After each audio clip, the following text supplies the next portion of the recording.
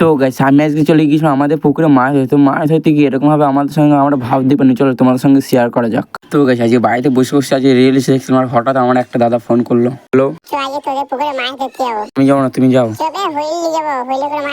ঠিক আছে চলো। তো গাইস তারপর আমি জামাটা পরে মাকে আমি আটাটা দিতে পারলাম, মা যা বললো। তারপরে কি আমি খোঁজা চালু করে দিলাম। ওই আমার ঝিঙ্গাটা হাতে করলি চুরি গো, আমার ঝিঙ্গাটা হাতে করলি চুরি, ওই আমার ঝিঙ্গাটা হাতে করলি চুরি গো। তো গাছ আটাটা পাওয়ার পর আমি একটু পানি দেওয়ার পর একটু মাখিলাম চটকিয়ে, তারপর মাখানোর পর চলে গেলাম আমার দাদাদের বাড়ি। তো গাছ দাদাদের বাড়িতে আসার পর দাদা দেখি হুইল টুইল সব কিছু রেডি করে রেখে দিতে, হুইলটা নিয়ে চলে গেলাম আমাদের পুকুরের দিকে।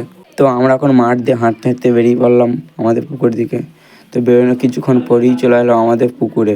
তো তারপরে পুকুরে আসার পর সব কিছু চারটা রেডি করে পুকুরে একটা মুঠা পাড়া টোপ দিয়ে দিল আমার দাদা। তো বাস 1-1.5 ঘন্টা ওয়েট করার পর একটা মাছ চললো না, তাই আমার একটু খিদে লেগে গেলো, তো আমি একটু টিফিন করলাম।